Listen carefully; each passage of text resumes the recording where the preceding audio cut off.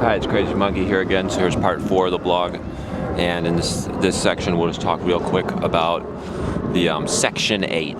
Section 8 is a disaster. Section 8 needs to be completely eliminated.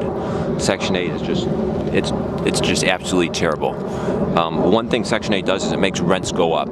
It's estimated that Section 8 makes rents go up 10%. And this is because basically when you have Section 8, the people basically get a subsidy from the government. Basically, it's the government basically subsidizing the rent. So essentially, let's say the rent's $1,600. Essentially, what will happen is the poor person will basically, they'll get the apartment at say 30% of their income. So if their income's really low, say $1,000 a month, they pay $300 for the apartment, let's say, or $400 for the apartment, and then the government pays the rest. And then the government pays the rest, meaning us taxpayers pay the rest. So what it does is it makes rents go up because people that normally wouldn't get apartments, people that normally would be living in their mama and papa's basement, people that normally would be like having 3 families in one apartment, people that normally couldn't get an apartment, they basically can get an apartment. So then that makes supply and demand ratios basically tilt in favor of the landlords. So then the landlords can jack up the rents. So Section 8 basically makes rents go up. If you eliminated the Section 8 program, rents would go down. And here's why. Because if you eliminate Section 8, a lot of those people, they would not be able to afford market rate apartments. So those people would have to double up and triple up in apartments so they could afford them, or they would have to go live with their mama and or papa in their mama and papa's basement, basically. They would no longer be able to have their own apartment since they can't pay for it. And that's the way it should be. You know, if you ain't got $1,500 to pay the rent, then you don't belong in the apartment. If you don't have $1,000 to pay the rent, then you don't belong in the apartment. Section 8 should be eliminated, and people should live within their means. So if you only got $300, well, then you have to live with like 5 other people, and you each have to chip in $300, and that's how you get your apartment paid. You know, if you have to live in your mama and papa's basement because that's all the money you got, well, then that's the way it should be. That's the way it should be. The Section 8 program is just utterly disgusting. It's utterly sick. It's utterly unfair because you have people that work hard, folks. They're working 40 hours a week. They're working hard, and they're living in their mama and papa's basement, all right?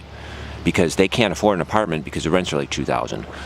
Part of the reason why the rents are high is because Section 8 makes the rents higher than they should be. So then those people can't get apartments. And then meanwhile, you have some Section 8 welfare losers smoking their crack pipe, and then they're getting their welfare Section 8 apartment at a dirt cheap price, and the government, us taxpayers, is paying the rest. It's really, really sick. It needs to be eliminated. And here's the other thing too. Section 8 actually hurts people that are on Section 8. If you're on Section 8, you're actually getting hurt by Section 8. Here's why.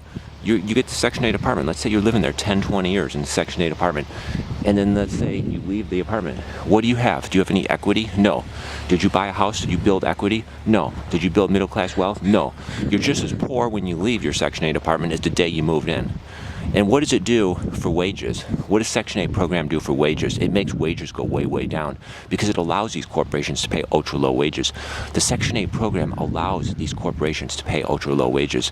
That's what it does, because then people can afford to live on $8, $9 an hour because they get their Section 8 apartment. So then they don't have any pressure to raise wages. Those people don't demand wage increases. They accept low pay jobs because their Section 8 apartment allows them to work for $8, $9 an hour. So Section 8 lowers wages by allowing people to stay on Section 8, and then allows them, the people on Section 8, they can just keep working $8, $9 an hour jobs. They never have to get more money because they can survive on $8, $9 an hour because the Section 8 program makes their apartment rent very, very cheap. And then those people never build equity. They never become middle class. They just become slaves for their whole life on the Democrat Party slave plantation. They just work their $8, $9 an hour job. They stay on their Section 8 apartment paying their $300, $400, $500 a month or whatever the rent is, and they just stay poor for their entire life. And then they never buy a house, they never buy a condo, and they never build middle class wealth. They never build house equity. They never get the middle class money that you get when you buy a house.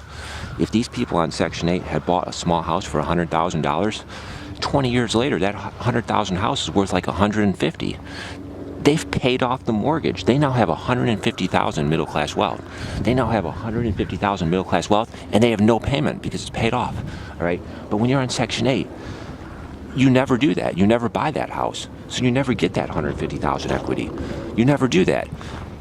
You just stay poor forever on the Democrat Party slave plantation. It's disgusting. It's sick, and it's probably one of the sickest government programs they got because it keeps people poor. It makes wages lower and it keeps people poor. It just keeps people in poverty for their entire life, voting for Democrat slave masters their entire life. And it's really, really disgusting.